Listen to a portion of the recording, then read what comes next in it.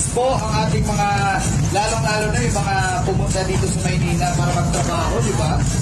Na-miss yung ating mga culture. Ano po?